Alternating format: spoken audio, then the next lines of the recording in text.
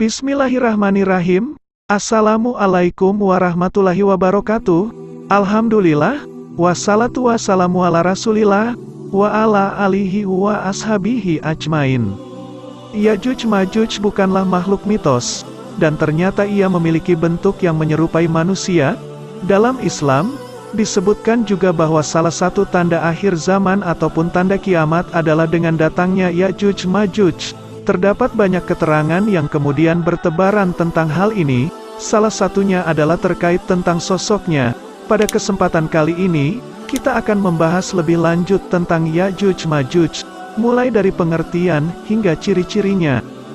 Ya'juj Ma'juj adalah keturunan Nabi Adam alaihissalam, yang kemudian menjadi salah satu pertanda datangnya hari kiamat. Pada umumnya, mereka digambarkan sebagai kaum yang gemar membuat kerusakan di muka bumi. Tak ada yang dapat menghalangi kedatangannya, kecuali hanya Allah Subhanahu wa Ta'ala. Disebutkan dalam suatu riwayat bahwa Ya'juj Ma'juj ialah keturunan Yafits putra Nabi Nuh alaihissalam. Sosok Ya'juj Ma'juj tak digambarkan secara gamblang di dalam Al-Quran. Sebagian ahli tafsir kemudian menggambarkan Ya'juj Ma'juj sebagai simbol dari perangai-perangai manusia yang buruk. Meski demikian, kedatangan Ya'juj Ma'juj adalah sesuatu yang pasti karena sosoknya sudah dijelaskan dalam Al-Quran. Sifat mereka juga dikatakan sangat keras, kasar, membunuh, sombong, biadab, merampok, gigih, senang berperang, merusak, memperkosa korbannya serta mereka tak menyukai umat suatu bangsa selain dari diri mereka sendiri. Al-Imam Ahmad rahimahullah meriwayatkan dari Ibnu Harmalah, bahwa kemudian Rasulullah Shallallahu Alaihi Wasallam bersabda, "Sesungguhnya kalian berkata tak ada musuh, sementara kalian juga senantiasa memerangi musuh, hingga datang Ya'juj dan Ma'juj, yang bermuka lebar, bermata sipit, berambut pirang. Mereka juga kemudian datang dari setiap arah, wajah-wajahnya serupa tameng-tameng yang telah dilapisi kulit."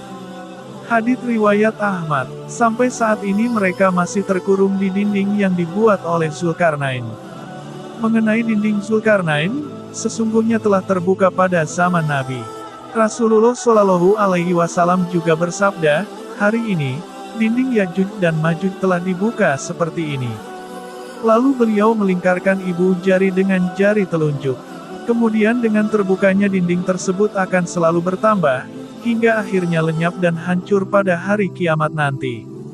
Rasulullah Shallallahu Alaihi Wasallam bersabda, Allah Subhanahu wa Ta'ala berfirman kepada Nabi Adam alaihissalam, "Keluarkanlah para pasukan penghuni neraka."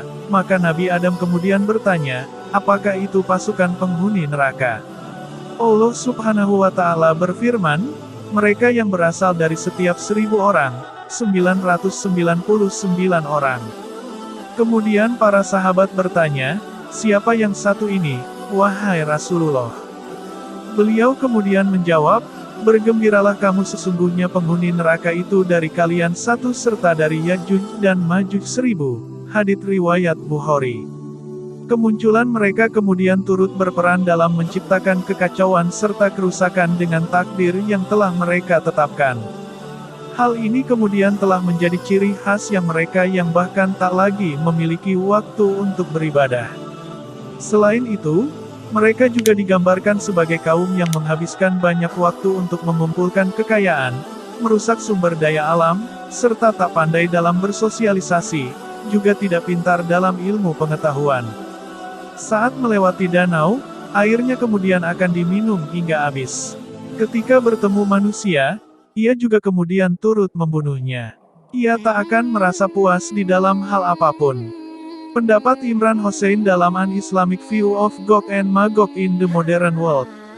Dalam surah Al-Anbiya 95-96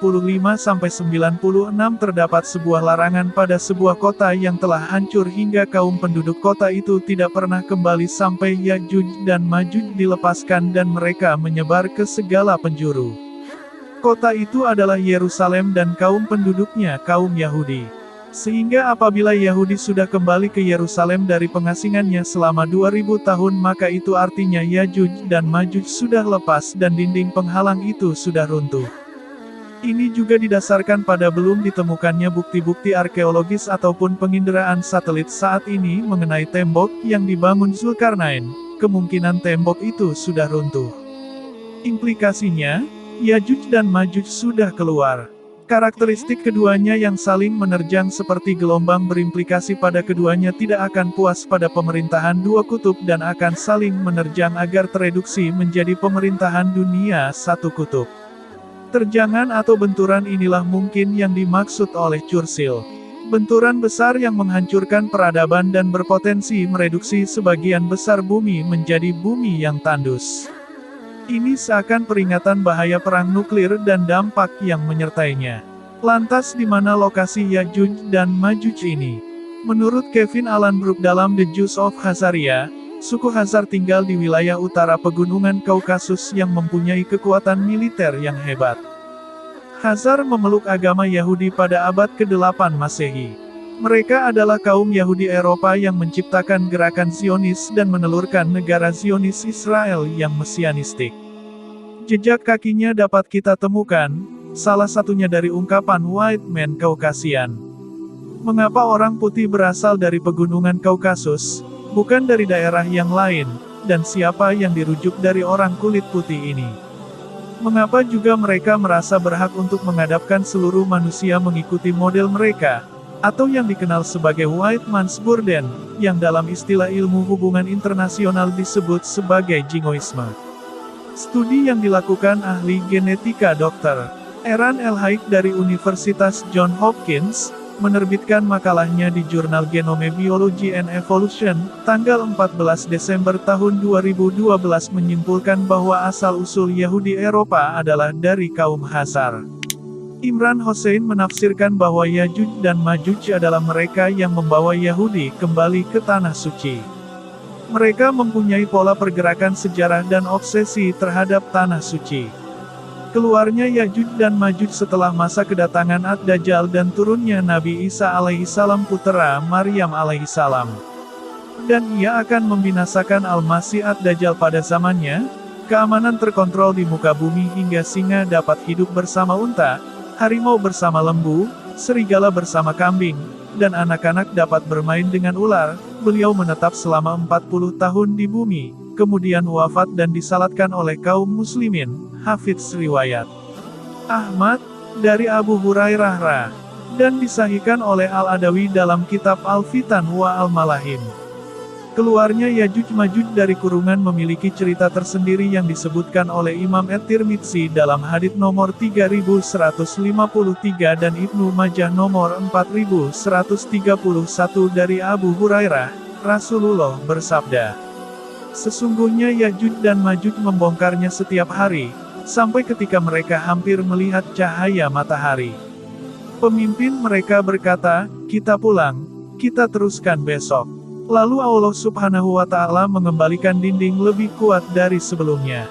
Ketika masa mereka telah tiba dan Allah Subhanahu wa Ta'ala ingin mengeluarkan mereka kepada manusia, mereka menggali.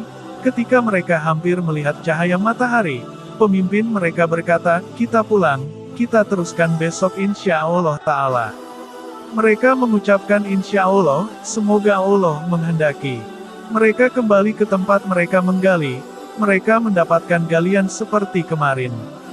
Akhirnya mereka berhasil menggali dan keluar menuju kepada negeri-negeri manusia. Mereka meminum air danau sampai kering dan orang-orang berlindung di benteng mereka. Lalu mereka melemparkan panah-panah mereka ke langit dan ia kembali dengan berlumuran darah. Mereka berkata, 'Kita telah mengalahkan penduduk bumi dan mengungguli penghuni langit.' Rasulullah bersabda, ketika Nabi Isa alaihissalam dalam kondisi demikian, Allah Subhanahu wa Ta'ala mewahyukan kepada Nabi Isa alaihissalam bin Maryam, 'Sesungguhnya aku telah mengeluarkan hamba-hambaku, tak seorang pun mampu memerangi mereka, maka bawalah hamba-hambaku berlindung diatur.' Lalu Allah mengeluarkan Yajuj Majuj, dan mereka mengalir dari segala penjuru. Rombongan pertama melewati Danau Tabariyah dan meminum airnya. Rombongan terakhir menyusul sementara air danau telah mengering. Mereka berkata, 'Sepertinya dulu di sini pernah ada air.' Nabi Isa alaihissalam dan teman-teman beliau dikepung sehingga kepala sapi bagi mereka lebih berharga daripada 100 dinar. Lalu Nabi Isa alaihissalam dan kawan-kawan berdoa kepada Allah subhanahu wa ta'ala. Lalu Allah subhanahu wa ta'ala mengirim ulat di leher mereka, maka mereka mati bergelimpangan seperti matinya jiwa yang satu. Kemudian Allah subhanahu wa ta'ala menurunkan Nabi Isa alaihissalam dan kawan-kawan ke bumi, maka tidak ada sejengkal tempat pun di bumi kecuali dipenuhi oleh bau busuk mereka.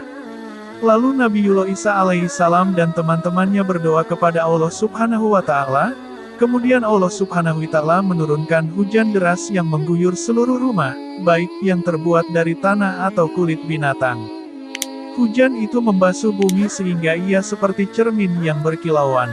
Sungguh sangat beratnya kehidupan manusia yang hidup di akhir zaman, yang akan ditemui Yajuj Majuj nanti. Wallahu alam bisawab.